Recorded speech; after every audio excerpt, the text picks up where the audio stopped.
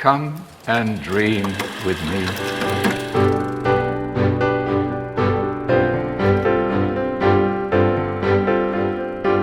Hello and welcome to What Do You Want to Watch, the Explosion of Acts Premier Media Podcast. Every week we get together to talk about movies, TV, and online content and help you answer the question, will we actually see Avatar 3? I don't know. I feel like it's just going to be pushed forever. I'm your host, Ashley Hobley. Joining me today, Dylan Blight. In a different world, I would say no. But considering I didn't think I would ever see 2. That's a fair point. Yes, because for those who don't know, Avatar 3 shifted to December 19th, 2025. Avatar 4, December 21st, 2029. Avatar 5, December 19th, 2031. Bonkers. Well, they say the series will, the fifth movie will come out 22 years after the first one. So that's assuming it all currently stays on schedule, which I don't think it will, but we'll see. All right. On today's episode of What Do You Want to Watch, we'll be discussing watching our watch history, talking about some film news, giving this week's top 3, and giving some thumbs to trailers. I'll kick things off. I saw the big movie of the week, The Flash. Of course, the latest film in the DCEU, arguably the final film in the DCEU, directed by Andreas Muschietti, starring Ezra Miller, Michael Keaton, Sasha Cale, which the Flash does the classic Flash thing and changes time, and shit goes wrong. It's fine. In my opinion, it's like yeah, it's been tough. I've been super busy this week, so I haven't really had a chance to write a review. So it's kind of been going over in my head. It's just kind of uninspiring and uninspired is what is the headline that keeps popping up in my head. This movie has been in development hell for since it was announced. It was meant to be out 10 years ago. In that time, multiverses have become a massive thing. A Flash TV show was run for 9 seasons. Yet nothing in this movie is as cool as any of the Quicksilver stuff that happens in the X-Men movies, which is kind of disappointing when you've got a super powered, super fast character. You're doing the Flashpoint storyline, which has been covered in the TV show. They did an animated movie, and of course on top of the comic books. And I would argue this is probably the weakest adaptation of that storyline. And yeah, it's just that's on top of course the star being an accused criminal, which makes it kind of difficult to endear him to you. And even then, he's not like the most. This version of Flash is not the most heroic or inspiring character. He was always the fun, dopey sidekick, I guess. Yeah, CGI wise, I think it looks pretty good. There is some choices that they make stylistically that have clearly irked a lot of people. They go into this time chrome, I think time sphere, in which he's able to run and reverse time, and around him is massive CGI versions of all the characters and the events that have happened. And it's very clearly CGI, which I think is a stylistic choice, but I feel like they didn't go hard enough on it being a stylistic choice, that it kind of sits in that what's it called, the valley. I can't remember what the term is. Uncanny Valley. Uncanny Valley, where it's not. You could tell it's not quite right, and you don't know why it's not quite right, and you hate it because it's not quite right. I feel like there's a lot of that. Yeah, and obviously there's a few cameos. Of course, Ben Affleck's in this movie for a short period, even though it definitely does not look like he's in the suit. It definitely the body shape of the person and the face shape of the person in the suit does look like it's Ben Affleck. But and there's some other cameos that have clearly irked people. um, Yep, towards the end. I looked these all up. Oof. I mean, again, if they had have been super stylized, I feel like that could have worked. But I feel like, yeah, we're definitely in a position where those sort of cameos are like definitely hit or miss, and definitely a lot of people. There are definitely people who are like super popped for those, but then there's a lot of people like that. If it just feels kind of icky. Um, yeah, it's just I feel like Michael Keaton's really good. He's really enjoyable, but he's like barely in it.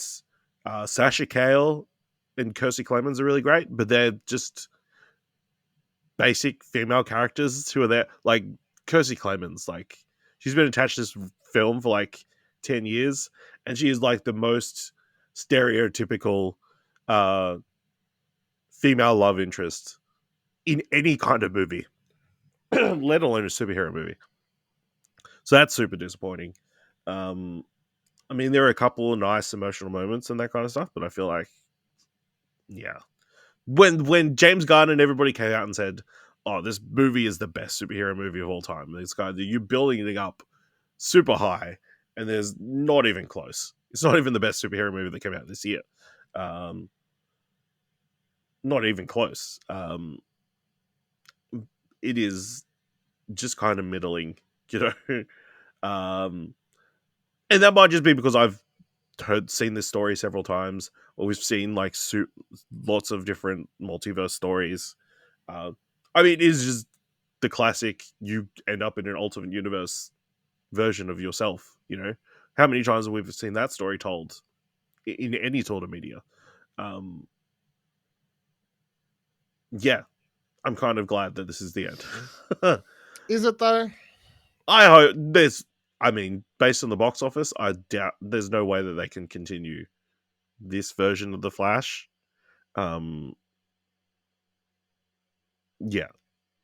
it's I mean, like I looked up the ending and like without having watched the movie.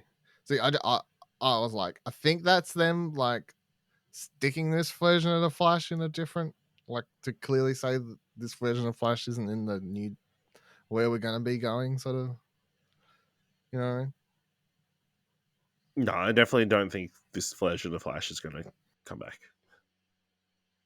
based on everything out of the movie. Like in the movie, you could definitely potentially, but it would be super weird given the context of the world he kind of makes. Um, yeah,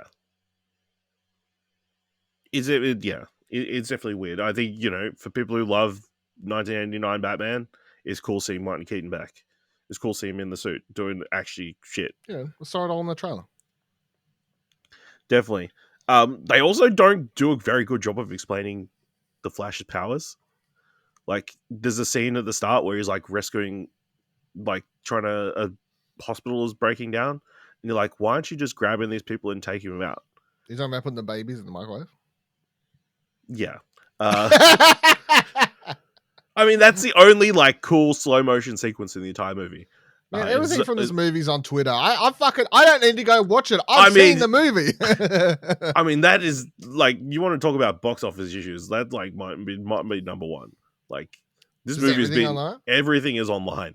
I was going to bring this up as a separate topic. The amount of clips of stuff that I see on Twitter now that aren't deleted ever since Elon Musk took over and Twitter is more of like a wild, wild west. Fucking movie studio is going to be hating Twitter. Like, I swear this shit doesn't get copyright striked anymore. Well, I think there's like a bunch of like, I know a bunch of music studios are suing Twitter, so I wouldn't be surprised if the studios follow suit. But yeah, it is not clearly explained why he isn't moving people, like carrying them in super speed, until later when you move somebody and they throw up. It's like, oh, okay, this is something that I feel like you could have explained earlier. So yeah, the Flash, Cool. It's a movie.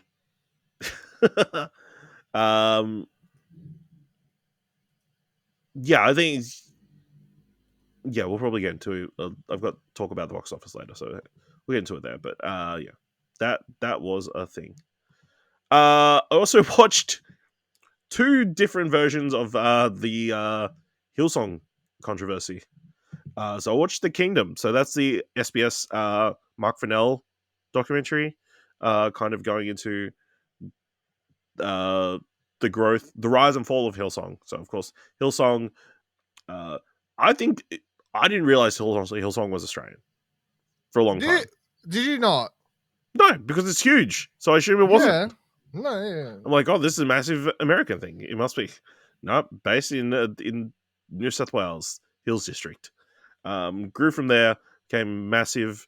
Music became a big thing, took over the world. Brian Houston is the big pastor. Started to build a massive mega church. And then turns out his dad, pedophile. His dad told Brian he was a pedophile. He didn't tell the police or anybody. He's like, we'll just ship you off to the, Central Coast. You can go there. Don't preach anymore. He'll be fine. He's not going to do anything. He's an old man. What is an old man going to do around a bunch of children? Am I right? And then it turns out, Brian Houston has his own bunch of other issues as well. And then subsequently, gets removed from Hillsong. The Kingdom definitely delves into it takes a very serious approach to the subject matter, kind of delving into people's connection to religion, especially Mark Fennell himself. He was in Hillsong for 15 something years, and it's very interesting his take, which I feel like I wish they had have explored.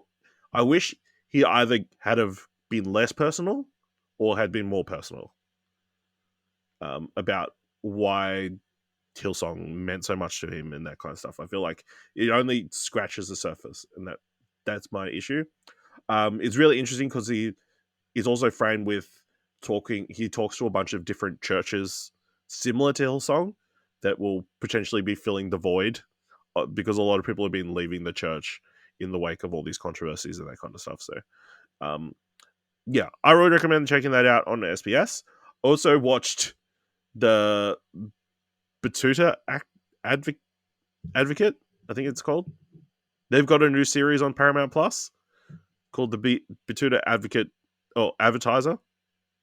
Is it Advocate or Advertiser? No, it's Batuta Advocate Presents. So they've got a new series. First episode is about Hillsong.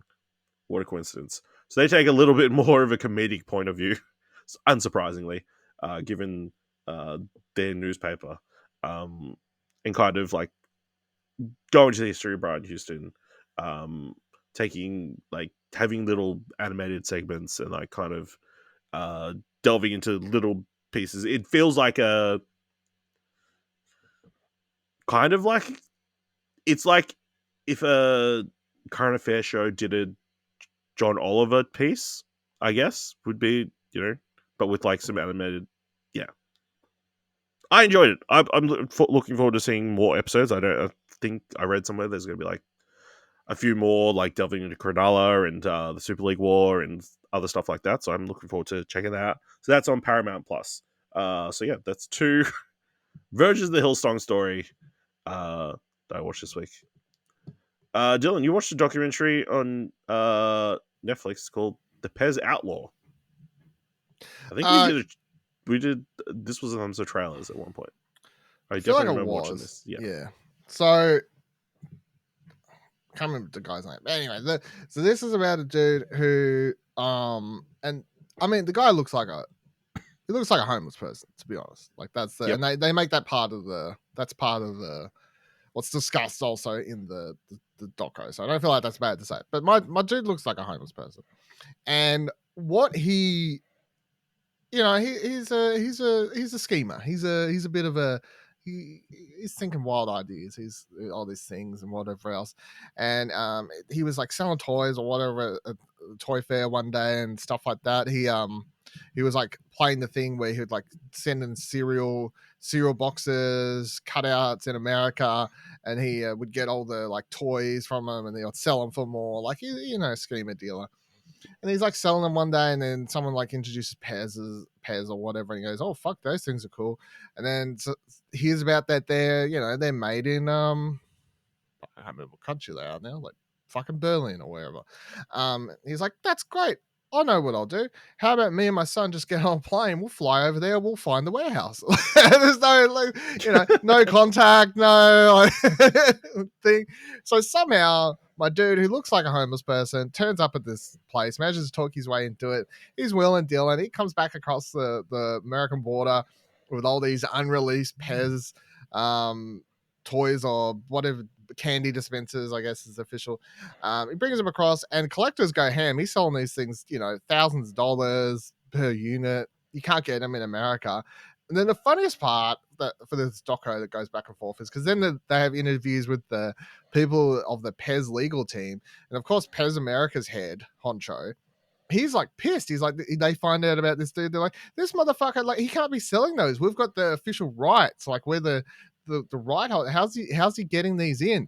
Anyway, it turns out that Pez lawyers somewhere along the way, when they were signing the paperwork, they never actually like sent across the proper thing that means that anytime my dude's getting stopped at the airport and they're like looking through to see if Pez is like on the list of things that you can't illegally bring across the border and they stuff. Didn't contact customs to stop yeah, people. they didn't contact customs. So like apparently they're just like, all right, you're not like, I know that this probably isn't okay, but it doesn't say it here, so whatever, off you go. Like, it's a weird it's a weird story. But yes, I did find it quite entertaining, and is an interesting character.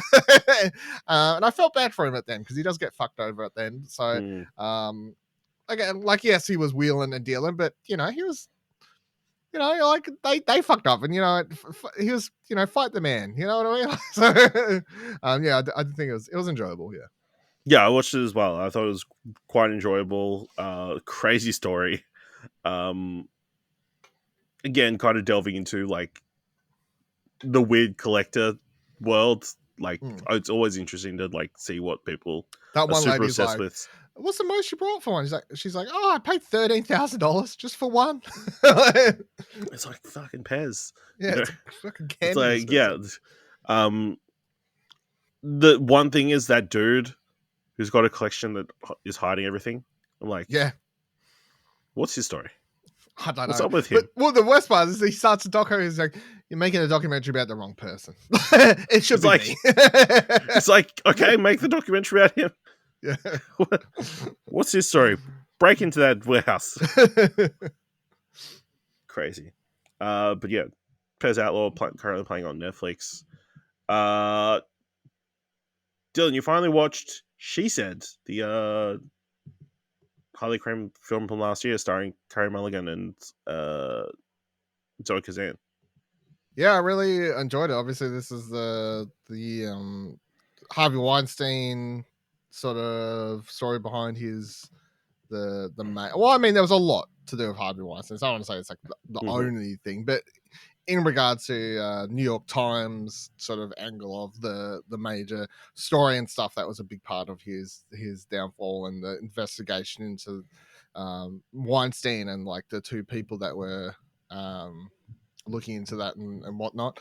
I mean, when these movies are done well, I'll say it a million times, say it again. I really get into a good journalistic, sort of movie when they're done right. People typing away on their computers and interviewing people and whatever else. Like, when they're done well, they're really, really good. And I think this gets up there. And obviously, it's such a interesting story. It feels weird to say interesting because it's so obviously horrible at the same time, but it's such a big sort of cornerstone of our world, at least of current events. There's like part of me that feels a bit weird this sort of happened so fast. Like, he was still, when this came out, it was still like he was on trial still or whatever else.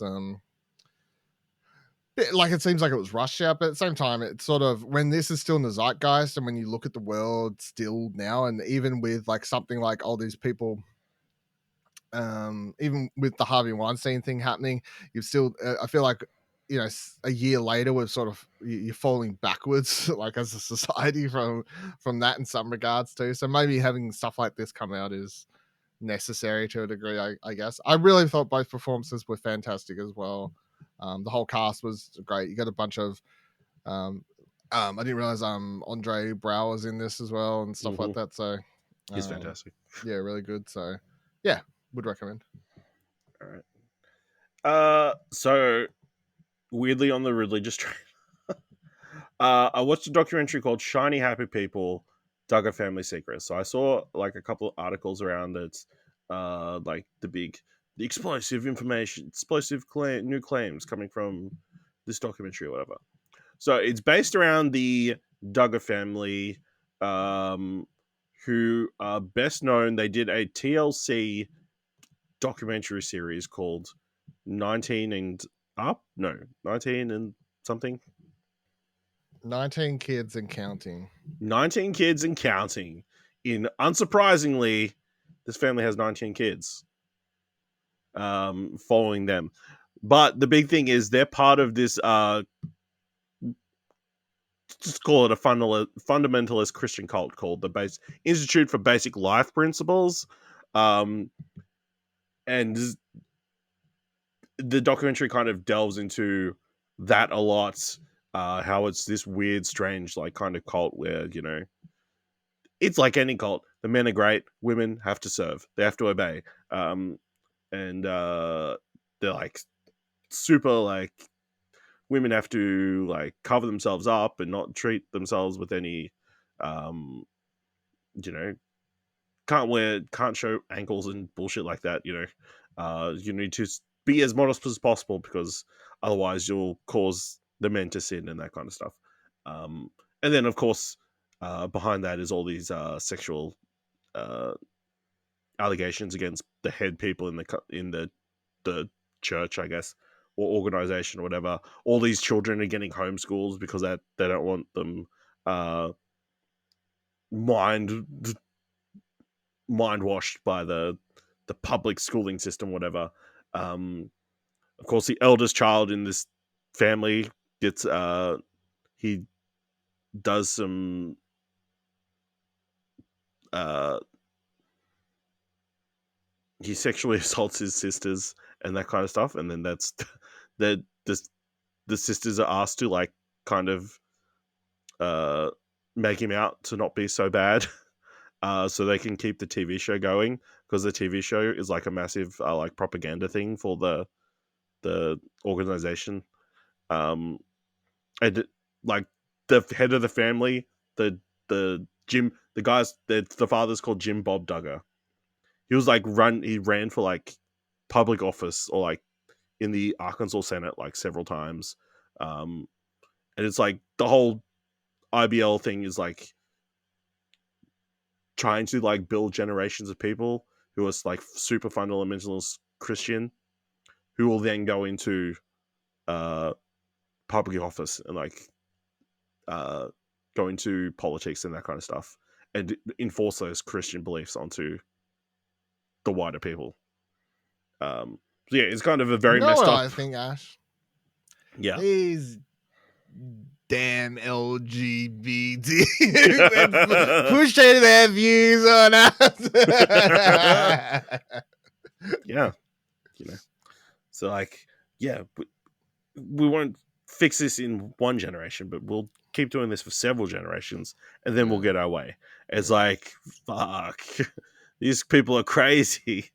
So yeah, interesting documentary. Obviously, not knowing anything about the TLC show, it's like whatever. Even though I'm pretty sure I've heard of this Duggar dude.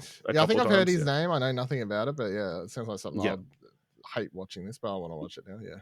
Yeah. So that's on Prime Video. There's like 4 episodes, so definitely interesting because they also interviewed like other people who have gotten out of the cult, and a lot of their experiences separate to the Duggar family are like pretty terrible.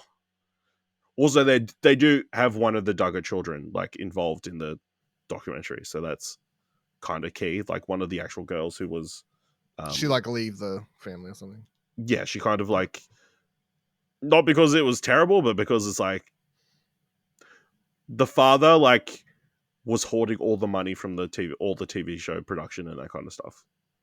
It's like they worked for no money for like several years on this reality TV show.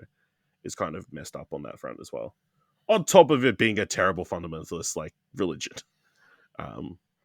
They also touch on how weird like he's kind of moved from like TVLC to like TikTok and like YouTube and like those kind of Christian influences are kind of spreading the same kind of message, but maybe not necessarily for this particular movement, but they're kind of repeating the same talking points and that kind of stuff. So yeah, very messed up, and will get you scared about the future of distrusting of all white people. There's a fun palate cleanser. I watched a documentary series on SBS, History of the Sitcom. It's just, each episode they delve into like a different theme of sitcoms. Like one is like explores the history of family sitcoms. One explores the history of like workplace sitcoms. The Outsider, delving back all the way to like the origins of television from the I Love Lucy era to they do bring up Ted Lasso at the very, very end. So I guess that's like 2020. Yeah, interesting. As someone who loves television and the history of television, I think it was a fun little history lesson, for me at least. Kind of touching on a bunch of different shows. Yeah, so I would recommend checking that out. Let's move into the mandatory Netflix segment of the show. Dylan, you watched the latest season of Black Mirror. I did. It's back with 5 new episodes, or they call them movies these days, basically. Mm-hmm. I'm trying to get the full list up so I can name them correctly. So they start with Joan is Awful, which is the one that stars Annie Murphy. Annie Murphy from Schitt's Creek. And she sits down one night and she goes to turn on, I can't remember what they call it in the show, but basically Netflix, and she shows a show that's called Joan is Awful, and there's a character there that's played by Salma Hayek, and she looks like her. And then she starts watching it, and the episode of the show is literally just the day she had it live. This episode gets very meta and weird into obviously both AI stuff and then also, I guess, what you like agree to with T's and C's and stuff. There's a part in the show later where she's talking to someone about like how they're allowed to do this, and she's like, "Well, you like agreed to it." And the T's and C's, she's like, "No, I didn't." She's like, "Oh, all that stuff everyone scrolls through when you agreed to watch the streaming service. It was in there somewhere." It's just part of that. And then also Salma Hayek, like she also asked, like, "Well, how does Salma Hayek like care? Like, how's she filming this stuff? Like, how's she agreeing to do all this?" And like, "Oh no, it's not even Salma Hayek. Salma Hayek just signed her likeness away, and we just use everything in the show CGI. It's all AI." Oh man, yeah, it's like so like playing into like everything you could like very in the zeitgeist at the moment, stuff like that. Very enjoyable. I quite enjoyed it. It's funny how I'm saying some people online say this episode's the worst of the show. I think they just can't handle I don't know. Like it's. I guess it's maybe they're on the picket lines. Yeah. So obviously, if you're like a big like AI crypto dude or whatever, or you're into that, any of that stuff, I feel like this episode's obviously making fun of a lot of that stuff. So yeah, that's that. There's a big cameo towards the end. I won't say who it is. That makes the episode quite funny as well. There's also another thing. No, I can't even say that's the spoiler. There's also another person in this who's quite funny. But yeah, the show gets that gets quite meta. Talking about other meta stuff, the next episode goes to Lock Henry. So this one's a take on sort of our obsession with true crime things, and I do love myself watching a true crime. Just you wait. So this one is about a couple who go to they head home to the dude's home, which is Scotland, and they're coming there to make like a documentary about fucking potatoes, or it's the most like inconsequential shit ever, right? And then they go and they talk to Dylan Portman, aka Podrick from Game of Thrones, and he used to be friends with the main character there. And then he's like talking about, oh, there's this big murder like happened here ages ago, whatever else. And then the partner, the girl, she's like, oh, we should do it on that. And then the main character, the guy, didn't want to do it because his dad actually was a police officer and he got shot during that. He didn't die from it, but he was involved. Anyway, this goes into this, as they go deeper and deeper into this one, it becomes like our obsession, like how far will your obsession to make like a very popular true crime documentary, and then also us as viewers, and what would you find acceptable, and all this sort of stuff. I thought this was very, very good as well. Quite so far 2 for 2. And then they go Beyond the Sea. So this is again, very interesting concept. So this one it's set like in the 60s, I think, late 60s, early 70s. You got Aaron Paul playing a character, and then you got Josh Hartnett playing another character. They are basically on this space station up in in space. They're in a space station. They never tell you what the space station's doing. It doesn't matter. It's not important to the story. But what's happening on Earth is that they have like 2 android bodies, and they can hop in machines in the space station between their tasks, and they come back down, and they basically get to live their the human life still while being up on this space station for like a 10-year whatever trip that they've got to do up in space. But the show introduces a character very early, played by Rory Culkin, who's basically playing Marilyn Manson, but in this alternate timeline, it's Marilyn Manson's family breaks into Josh Hartnett's family's house, and he's like, "This isn't right. You're a fucking robot sleeping with a real woman." All this sort of stuff, like like very like starts torturing them, ends up destroying Josh Hartnett's his android body. So now he's stuck up in the space station. So then the rest of the episode is Aaron Paul's character can still come back and forward. Josh Hartnett's character's up there in space. He's losing his mind. What do we do from there? How do we do this? If he it goes in some interesting directions from there. I quite like this one. Really 2 good performances again. We then get to Maisie Day. So this one is all about the fucking paparazzis and shit. So Zazie Beetz plays she's not really you can tell from the outset, the second you meet her, she's taking some photographs. She doesn't get like a big enjoyment out of this paparazzi thing. She's like not really. There's other characters in this who are like hardcore, like those real dirty, scummy paparazzis. She's doing it because she needs the money, and she's like good at it, I guess. You can tell she doesn't like really get off it on it. But then there's a character. So you have Maisie Day, and she, at the start of the episode, you see her run someone over when she's like drink driving, and then she goes sort of into hiding. And then the rest of the episode is there's like such a big high amount on being able to find a photo of her if you can track down where she is. And then you've got Zazie Beetz' character like tracking her down. Pretty straightforward, I guess, story about like paparazzi and how I feel like you can see where this one sort of goes to a degree. I mean, there is a twist, but it was probably it was enjoyable enough, but I would say it's probably my least favorite of the season. And then you had Demon 79 is the final one.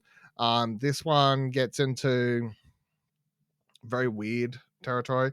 So this is I can't remember the actress's name. Fucking Anjani Vasan. She plays a late 70s, I think it is. She works at a retail store. She I mean, she's sort of bullied at work, very like sense of racism and stuff like that that's playing around with like subtle racism.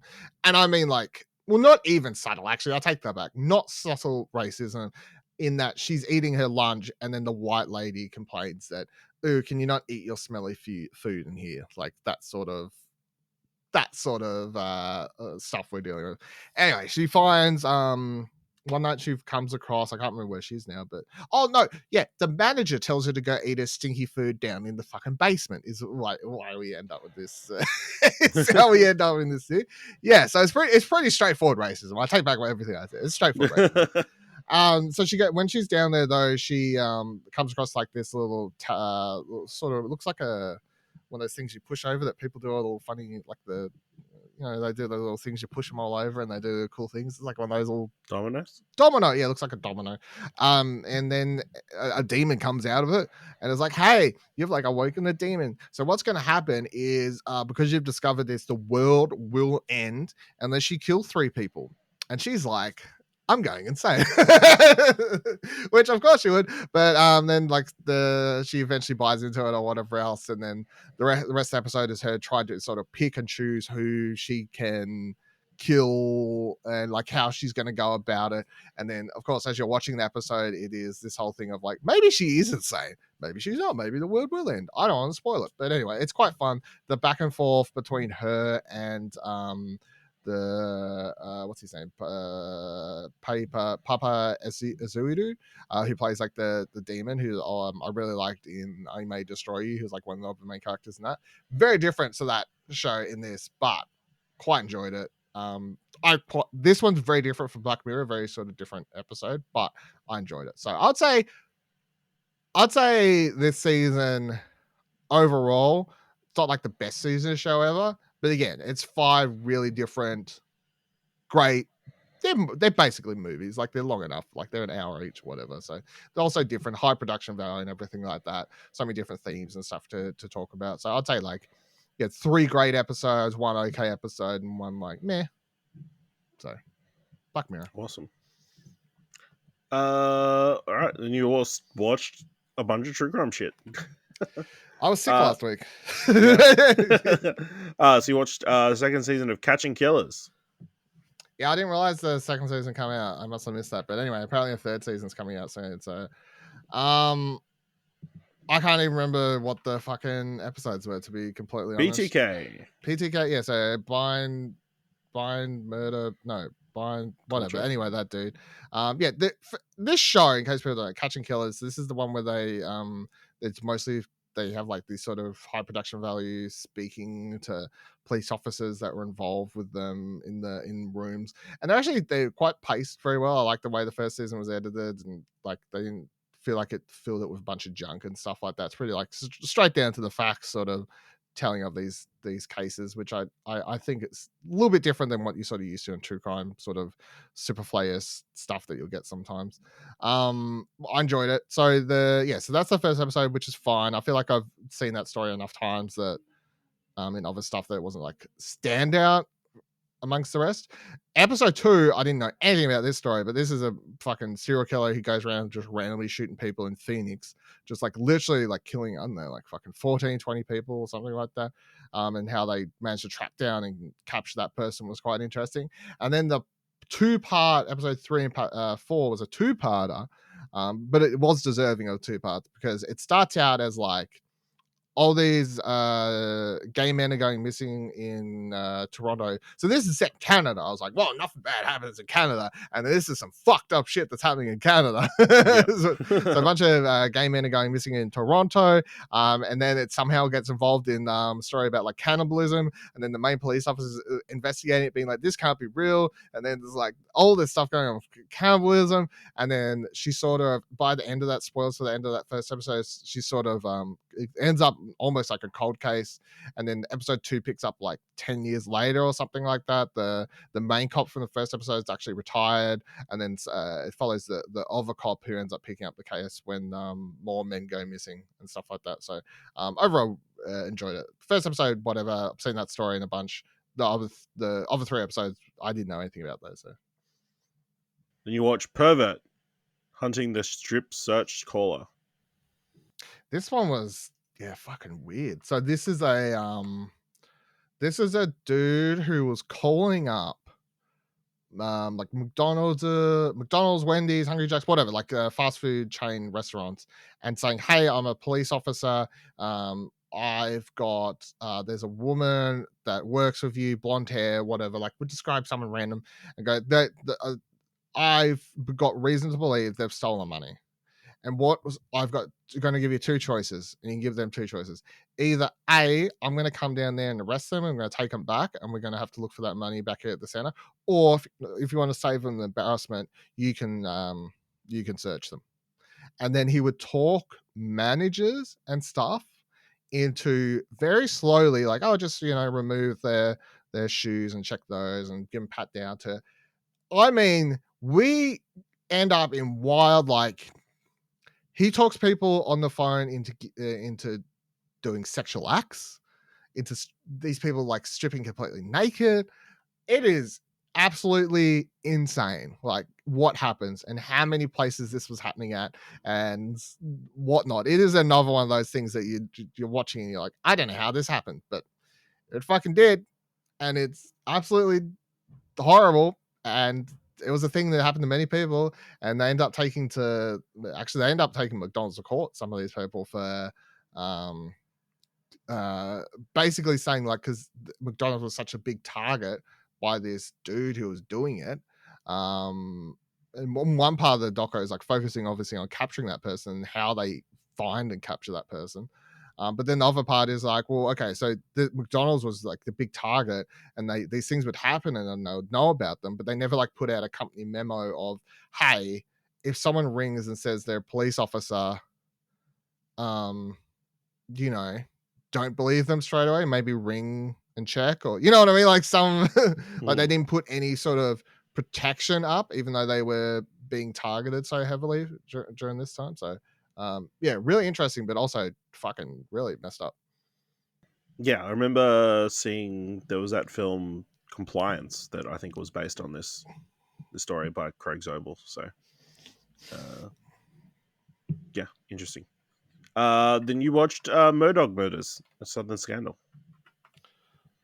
Southern Scandal. It's about the lawyer with the son. Oh yeah, that's one you watched, right? Yeah. Yes. Yeah. This is again. This is another fucked up. Hey, the white people with money. Yep. Shit went bad. I got not much. I mean, So Ash talked about this one a couple weeks back or a month or so ago, whenever it came out. It's just this super rich family, and they're all terrible people, and they do a bunch of terrible things, and a bunch of people die, and their lives are affected, and it's all because this fucking super rich family of lawyers. They had sons, and they thought they could do whatever they want, and then they had sons, and they thought they could do whatever they want, and then eventually the buck stopped with someone, and look at them now. I don't want to spoil it, but yep, it's not good. No. And then you watch Crime Scene, the Texas Killing Fields. This one was interesting. So Texas Killing Fields, a bunch of crimes that may or may not be connected. Is the question. All these bodies keep getting found in this like what's called they end up like being dubbed the Texas Killing Fields, massive field that sort of nothing happens there, like a sort of overgrown what could be a park, I guess. And bodies kept getting found there for years and years and years, and it goes into like the investigation into different people that some get charged, some don't. Some die. Some of these, it's just sort of it's interesting because at the end of it all, you start to realize like, okay, they weren't all actually the same person, but some of them were the same person. But how the fuck did like so many people be dying in this one area and being dumped? All these different. It's not like these people were sitting down having like a killer's meeting and agreeing to dump the body there. It was just like how like they just all these people just like so happen to be dumping the body in the same place. Yeah, and I mean, there's some nasty characters in this, obviously, with any subject matter, but yeah, I found this one interesting to watch as well. Was it 3 episodes, I think? So. All right, that's everything in our Watch History. Let's move into some film news. And this week, we're going to do this week's top 3. Definitely in the top 3. Yeah, so this week's top 3 is top 3 interesting things from Tudum 2023. So, of course, Netflix held their big global event over in Brazil on the weekend. So, yeah, we're going to go through what happened there, but let's kick it off with our top 3. So, Dylan, what's your number 3? My number 3 is The Archies. The Archies. It's a Bollywood Archie comic adaptation, right? Is that not that? Yeah, it's an Indian adaptation of the Archie comics.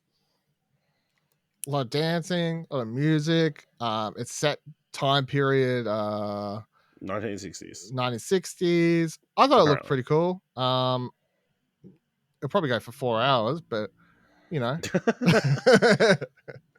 But yeah, I thought this looked really interesting. As you know, like the costumes and everything, and then the music, and yeah, I thought this looked interesting. So I'm putting that number. Yeah, I definitely looked pretty cool. Like, especially when it first came on screen, and like, oh, that's weird.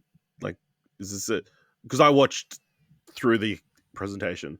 I'm like, oh, is this a Riverdale thing? They're doing a movie or something? Nope, completely different, completely unrelated.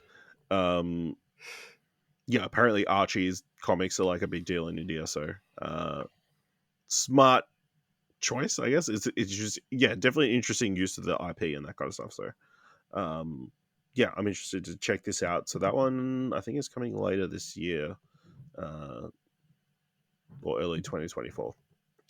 My number 3, They Clone Tyrone. So this is the latest film from John Boyega, also starring Jamie Foxx and Tiana Paris, in which there's a giant government conspiracy and they're cloning people. It's only the black people, coincidentally. Yeah, really cool trailer they put out. I would give it 2 thumbs up. And yeah, it's not far away. I believe July 21st of July. So yeah. Spoilers. This was my number 1. Okay. So I'll just jump ahead to that. I thought Yep. this looked really, really cool. The setting, the sort of, I guess, the 80s. Jamie Foxx playing like I feel like the most stereotypical 80s pimp you could probably describe. It was great. He has that one line at the end where he like knocks on the door or whatever. He'd be so kind to show us to where the secret door is to the Elevator, yeah. Elevator. I thought it was fucking great. John Boyega looks fantastic in this as well. Tiana Paris, yeah. Paris, yeah. She again, all 3 of the main cast members I thought just looked phenomenal. The movie just looks to have such a style and a substance to it. Fucking just as an idea, it's so weird. And you'll be like, what's the point of this movie? But obviously there's an underlying sort of sensibility to its sort of I think setting it in that time too, in the 80s, like I feel like post-war, like experimentation on young black men and like the idea of that, I think is like super interesting and fits in well to something like this that could be viewed, I guess, as a dark comedy. And I mean, I'm very, very intrigued to watch this one. All right. My number 2 then was The 3 Body Problems. Of course, this is the new Netflix series being spearheaded by the creators of Game of Thrones, DB Weiss, Dave Benioff. It's kind of a weird premise. So, reading here, Yi Wenji is a astrophysicist who saw her father brutally murdered during the Chinese Cultural Revolution. After her father's murder, she is later conscripted because of her scientific background and sent to a secret radar base in a remote region of China. Her faithful decisions in the 1960s echo across space and time to a group of scientists in the present day, forcing them to face humanity's greatest threat. So it's based on a trilogy of books by a Chinese writer. Yeah, looks like crazy sci-fi. Really interesting moments and visuals in this trailer they released. Yeah, it definitely has me interested. This is coming to Netflix early 2024, I want to say, off the top of my head. Yeah, January 2024. Dylan, what was your number 2? My number 2 was All the Light We Cannot See. New series, miniseries, I guess, coming to Netflix, obviously. Directed by Sean Levy, co-created with him and Stephen Knight. So Stephen Knight, obviously, I feel like is like sort of the king of adaptation. So there's like a really scripts wise and development. So that has a lot going for it. But yeah, it just looks really interesting. You got this story of I guess star-crossed lovers being trapped in I can't remember Berlin or wherever the fuck it's set. Like World War II. The main actor Lewis Hoffman is the main actor from Dark, so shout outs. That's gonna grab my attention straight away as soon as I watch the trailer. Yeah, like the setting and story and everything like that, I thought looked really really cool and interesting. So, and just knowing it's like a 4-episode sort of thing and not a like, oh, let's drag it out for 16 seasons. Yeah, had me intrigued, so came for this one. Yeah, that looked really great. Yeah, watching the presentation is weird that they came out and like were talking to the audience, and they were very hyped for this project that I'm sure nobody had heard of before. But It's based on a book or whatever. I guess. It's based on a book. The girl, this is her first acting role apparently, and like she's a super fan of the book as well. So very nice moments. So yeah, this is coming to Netflix on the 2nd November. My number one, One Piece. I thought it looked good, of course, based on the acclaim. You and who else? I think, yeah, it's definitely split. There's definitely a minority that are enjoying elements of it. But of course, based on the beloved manga and with the anime series, it is thousands of episodes long. Yeah, I think, from what little I've seen of One Piece, I think they've done a really solid job of bringing it to live action. Of course, it is not going to be the anime. It is not going to be 100% the manga. They do have the original creator heavily involved, which I think is a positive. I feel like it's a really solid cast. I watched the reaction of the cast watching the trailer, and they're super emotional about it, which got me super invested. Yeah, it definitely... I think... Yeah, there's a lot of elements that are very true to the look and style of the manga and that kind of stuff, but obviously stuff that doesn't translate to live action as well. Yeah, it's just going to be a wait and see. I'm very fingers crossed that this is actually going to be a enjoyable enough adaptation of the manga, But yeah, obviously people not happy about it as well. Because it's an unproven track record of adapting manga or anime to live action. At least the shonen, like this type of manga, to live action. So yeah, that was my number one. Dylan, anything else from Tudum that kind of caught your eye? I gotta be honest, not really. Yeah. No. I thought it was pretty lackluster. I mean, I feel like it was clearly very targeted. Lots of trailers for a lot. This kind of showcase that Netflix is a global company making global content. There's like a bunch of foreign language projects that even I hadn't heard of. They got trailers and they've been running for several seasons. Like that Elite show, that's like 7 seasons long. That's freaking crazy. Especially when everybody on the West complains about them canceling everything. Yeah, that show's running forever. Like even like Three Body Problems, like very diverse cast. I think the problem is that most of the big stuff they show trailers for are just shows I don't care about. Yeah. You didn't enjoy the opening minute and a half of Heartstopper season 2? Didn't even watch it. No, just gonna wait. Okay. Just gonna wait. Scrolled through your article, went saw an exclusive clip, and went, don't care. Okay. Yeah. I mean, they did open the show. Extraction 3 is coming apparently. Yeah, I watched like the first half hour, 45 minutes of the actual thing. It's just wild seeing all those people cheering with their phones out and everything, and then Liam Hemsworth Chris Hemsworth's just walking out, and I forget just a minute. Hello, fucking, where were we? Brazil? Fuck. It just occurred to me that obviously Chris Hemsworth very in with Netflix, and that's why Liam's in The Witcher. Probably. But yeah, I mean, the actual... It was crazy when they brought Henry Cavill out on stage and they literally like sacrificed him. That was wild. They did not. It was very nice, wholesome moment. They're like, hey, we know you're leaving the show. Do you want to say anything? He's like super thankful and that kind of stuff. But yeah, crazy. It was like 3 hours long, and it's like full on crowd, like it's a music festival.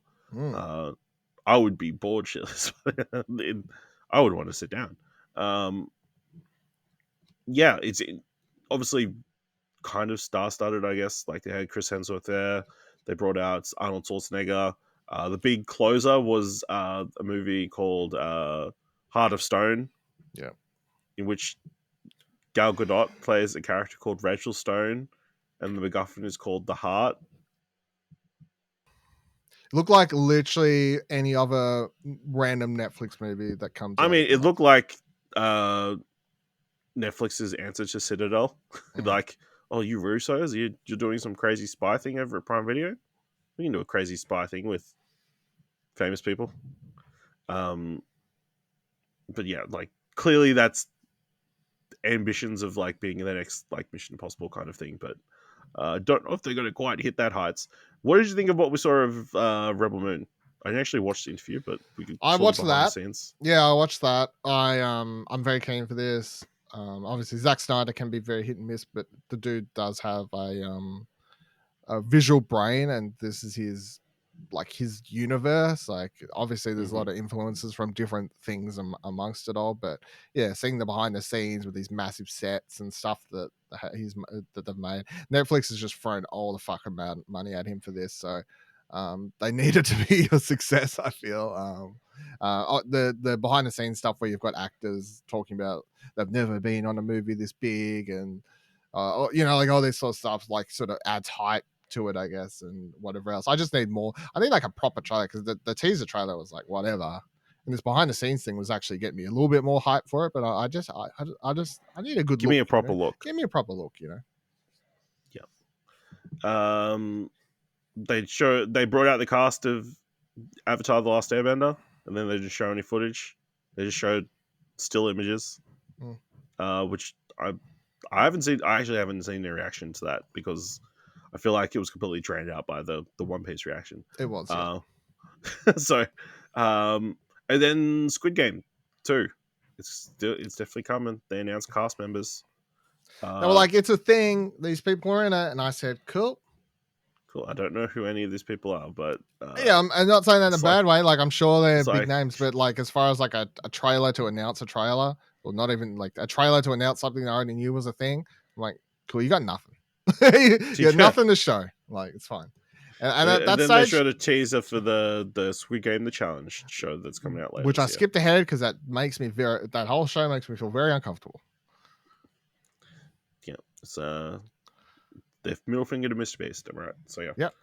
Tudum. Check out my article if you want to just skip through what looks interesting. Yeah, I guess quickly touch on the weekend box office. So over on Box Office Mojo, apparently The Flash, the multi-$100 million movie, only made $55.1 million in the American box office. And also Elemental, the latest Pixar film, brought in $29.5 million. Dylan, what was your reaction to those numbers? Not good. Neither particularly surprised me. Disney movies have been going weirdly bad at the cinema for the last year or so. I feel like since the pandemic started. Yeah. So everyone just waits for Disney Plus now. Everyone's sort of got, I feel like families too, who've got, who are like the biggest audience for those films, they've got accustomed to, I'll just wait like a month and then I'll pay the $30 and just watch on Disney Plus. Like I'll wait for that early release and I'll pay that money and I can just watch it at home. And I have to take the kids out to the cinema. I think everyone's got used to that. So they sort of fuck themselves there. The Flash doing terribly, I don't think is a surprise at all. I don't think it's all to do with Ezra.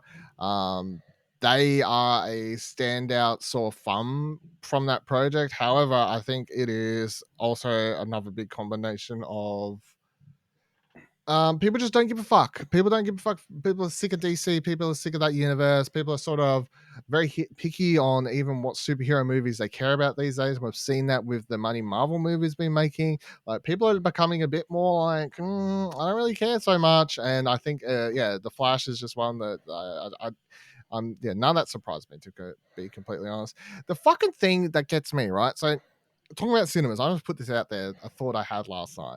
is so Extraction 2 came out last Thursday, right? I've not Yep. watched Extraction 1. I've not watched Extraction 2. I watched the trailer for Extraction 2. I go, if this movie was in cinemas, I would have watched it by now. If the first movie went to cinemas, I would have watched it by now. But the fact they went straight to Netflix, I'm like, I'll get to it. Like, Eventually. but I watched those trailers and I go, the fact that I never had a chance to watch this big epic action movie on the big screen, to me goes, it actually makes me watch it later, like years later. Whereas, if I'd gone to cinema, I would have been like fucking all about it. So, I don't know, it's really weird. I'm like seeing these movies fail at cinema, and then the movies I want to actually watch in the cinema not come to the cinema. Yep. It's a weird time to be alive. It's a rough place. And then the reviews came out this morning for Mission Impossible. I'm like, thank God that's going to the cinema. Thank God for Tom Cruise. You know what I mean? Weird dude, weird motherfucking dude. You know, of his Scientology, but he's keeping cinema alive. Is he though? He's one of the people keeping cinema alive. I mean, Trying to anyway. let's have a quick. Top Gun made a lot of do we money. think- So Yeah, but Mission Impossible has not historically made a ton of money. I think it'll make it. I think it'll make a lot of money. Okay. I'm going on the side of Mission Impossible makes a lot of money. I think they'll market it. I think they'll market it well, and I think they'll push it. And I think Tom Cruise is basically as like being a producer on that. He's going to make sure it's marketed well and everything, and like he's heavily involved with that. And I think that after Top Gun and people like, and if they market it as a like, hey, did you fucking like Top Gun? Did you like watching that at the cinema? That was pretty epic. Hey, Mission Impossible is the same fucking like production team and people come watch our movie. You know, I feel like if they market it enough, people go watch it. Yeah, potentially. I mean, it's just crazy the numbers. Admittedly, The Flash made 138 million worldwide. Still not the best opening so far this year. Elemental, unsurprising. I feel like if you weren't into film news, I don't think you really saw it anywhere. I don't see a lot of advertising, so I know I said last week I was going to watch it, but then I got sick, so I actually had to refund my ticket, so I didn't go. So hopefully this week, but because I'm still very keen to watch it because it's just on the Disney animation front, they definitely painted themselves into a corner with them releasing them so quickly on Disney Plus. We saw but then they kind of blow up once they do. But it definitely feels like Pixar is definitely in a dire situation. I'm concerned about the future of Pixar. On the back of Lightyear, they had a bunch of cuts. This movie comes out, doesn't do the numbers that they were hoping. I'm going to tell you right now, if Pixar dies, what'll happen is we're going to have a narrative where people are sitting around and you're going to see people online all fucking talking about how, man, Pixar died. That's crazy. How'd that happen? We really miss their movies. And the answer's going to be because no one watched them anymore. And those fucking people are going to complain about it, even though they didn't go to the cinema. That's fucking... Why didn't they go to cinema? It's because they put them on Disney Plus. They fucked Pixar like 3 movies in a row. So people decided they don't need to go to cinema anymore. And that's really the only way that they can make money on these sort of movies, for the scale that those Pixar movies take to make. Yeah, it's wild. All right. Last story for this week: the Logies announced all the nominees. Not going to go into it too much because we hate Australian television. No. No, I watched a lot of Australian television that are on streaming none of services. it's nominated. None of the series that this year's series, I don't think. I got sent the last 2 episodes of Deadlock, by the way, so I've watched that whole show. Yeah, I saw that. Yeah, very good. Still highly recommend. Quick look, most outs because they got the most popular and then they got the most outstanding. Most outstanding drama series: Black Snow from Stan, 5 Bedrooms from Paramount Plus, In Our Blood from the ABC, Mystery Road Origin from the ABC, Significant Others from the ABC, and The 12 from Foxtel and Binge. Did you watch any of those? Yeah, I watched Black Snow. I think that was it. Yep. Yep. So, But yeah, the Gold Logo nominees this year: Hamish Blake from Lego Masters. Shout outs. That's a show I Julie- watch. Yeah, that's true. Julia Morris from I'm a Celebrity, Get Me Out of Here, and Taskmaster. Lee Sales gets nominated for the 7:30 Report. Outgoing, one of those ones. Mark Cole-Smith from Mystery Road Origins. Osher Ginsburg for The Bachelor Australia and Masked Singer Australia. Sean McAuliffe's mad as hell. Sonia Kruger for The Voice, Dancing with the Stars, and Big Brother. So yeah, if you're into Logies, who's your pick? Hamish Blake. Okay. It's the only show I've watched. Who won the last one? Well, Hamish won it before already, so Yeah, he did win the last year, so there you go. probably again, He's a funny man on that show. So he is a funny man. Crazy that it's the first one. Yeah. Weird. All right, let's just give some thumbs to trailers. Of course, you can find all the trailers that we're about to talk about this week in the show notes below. Kick things off with speaking of animated films, Nimona, directed by Nick Bruno and Troy Quayne, starring Chloe Grace Moretz, Riz Ahmed, and Eugene Lee Yang. Nimona, a teenager with the power to shapeshift, is targeted by a knight for assassination. The knight's mission to kill Nimona becomes complicated when he is accused of a crime and learns that Nimona may be able to exonerate him. Dylan, what do you think of the trailer for Nimona? I'm gonna go one up, one down. I like the world. I like the story. I like the general setup. I think there's some funny gags to be had with the animals and stuff throughout it. I don't love the animation style. Really?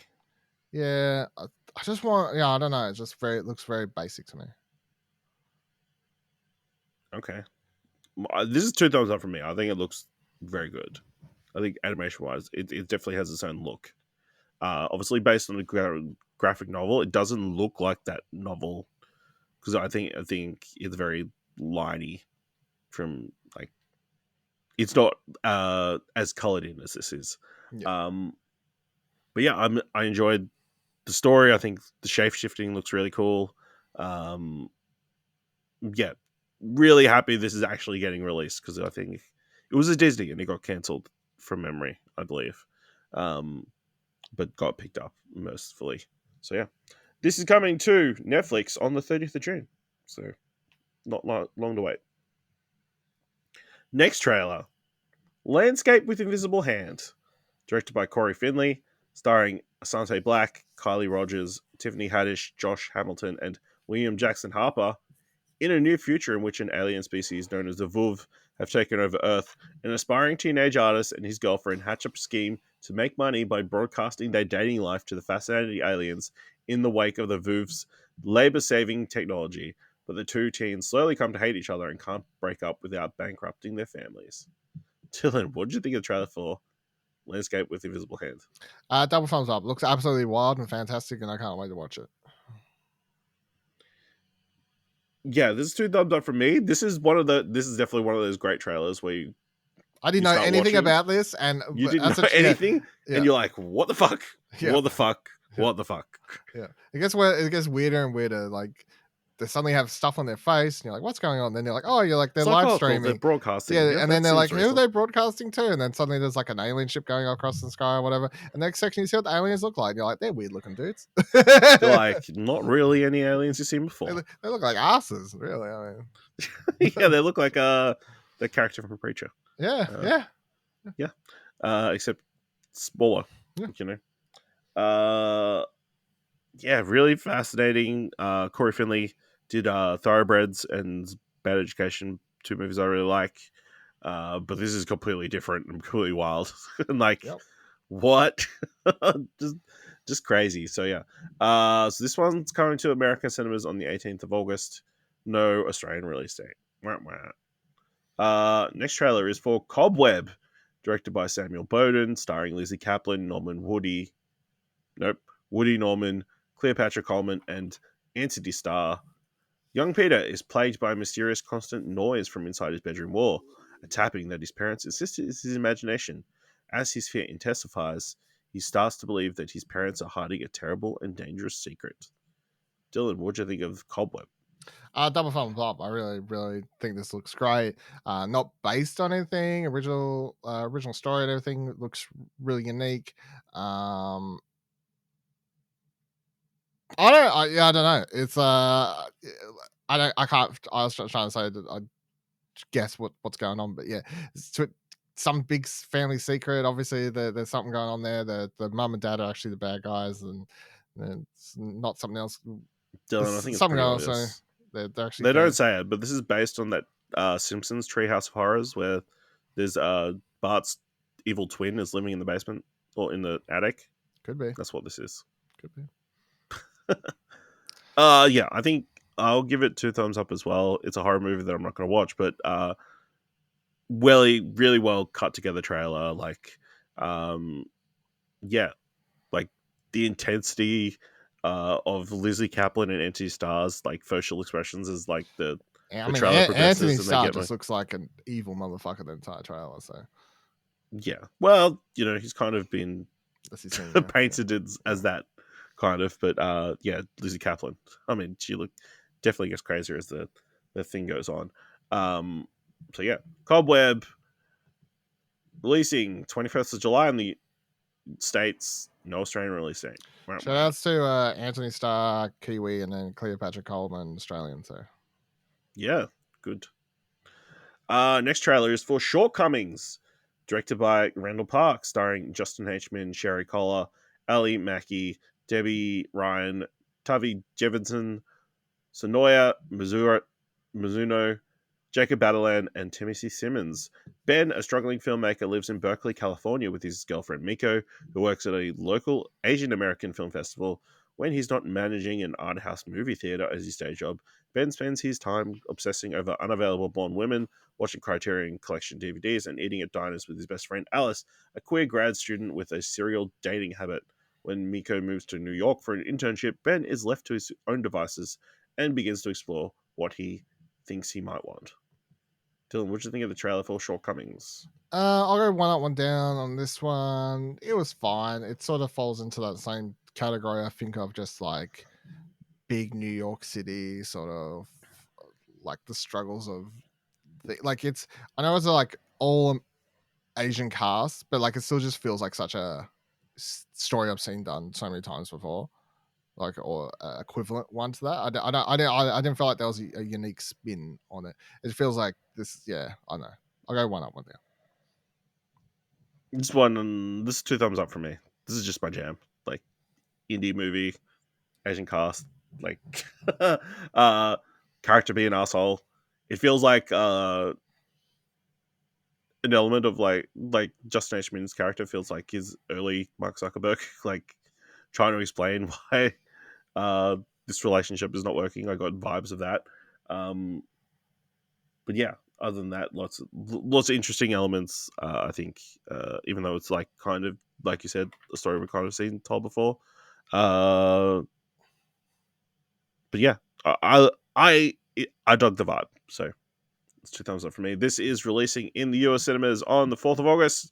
No Australian release date. Wow. Last trailer for this week: Craven the Hunter, directed by J.C. Chandor, starring Aaron Taylor Johnson, Ariana DeBois, Russell Crowe, Fred Heischinger, and Alessandro Nivola.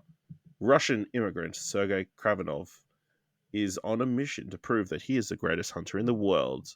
Dylan, what did you think of the trailer for Craven the Hunter? I'm gonna double thumbs down. Like boring as fuck. And Russell Crowe's doing a terrible accent, and I'm sick of it. Dylan, how will you know he's acting if he's not putting on an accent? I'm Russian. Craven the Hunter. I am your father. Get out of here. I'm sick of it, Russell Crowe. Stop it. Every fucking movie now. Yeah. I mean, look. No, actually, I got nothing. Never mind. Alessandro Nivoli's in this as the Rhino. That's about the coolest thing I got for him. Ariana DeBose is in this movie. I don't know if she was in this trailer, but I know she's in the movie. Yeah, she's in this trailer several times. Fucking already forgot. In one ear, out the other. It looked bad to me. I don't care. This one up, one down for me. I think it looks solid. Looks violent. Clearly they've done the R-rated thing. Aaron Taylor Johnson looks buff. I'm on board with Russell Crowe's multi-accent era. Everyone's going to forget he's Australian. That's what he's going for. He's a Kiwi. Or is he? Yeah, I think it looks fine. As long as it can be better than what's his face, Morbius. It'll be good.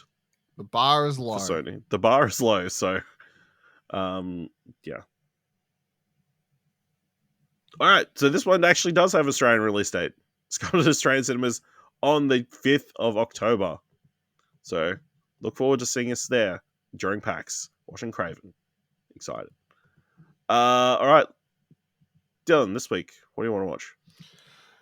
What do I want to watch this week? I mean, honestly, I'm a little lost. I don't really have a movie.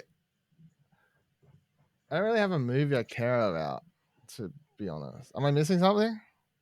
I want to see No Hard Feelings, starring Jennifer Lawrence. I do curiously want to go see Transformers. Cool. All right, so I'm going to skip the movie this week and say I don't. Also, really the movie care. I missed Elemental last week. Yeah, I can't go back. So I'm going to say my pick for this week is I'll just pick 2 TV shows instead. There you go. So I'll go. Okay. I'm a Virgo and Secret Invasion. I got 2 TV shows this week. All right, yeah. Yeah, I'm definitely keen for Secret Invasion, which we'll be talking about over on All New Marvel Cast on Wednesdays sometime at night. But also Class of 09 is starting on Disney Plus. That looks really good. Starring Brian Cherie Henry and Kate Mara. Yeah. Let us know what you want to watch this week by going to explosion.com/Twitter or jump into Discord at explosion.com/Discord. If you want to help us out here at What Do You Want to Watch, leave us a review on our podcast or on Podchaser. Tell people about the show. Leave us 5 stars. Any can leave 5 stars, or just tell people about the show. And if you've enjoyed this episode, thought it was worth $1, head on over to our Ko-fi page, explosion.com/support. Thank you very much for listening. Until next time, keep watching stuff, I guess.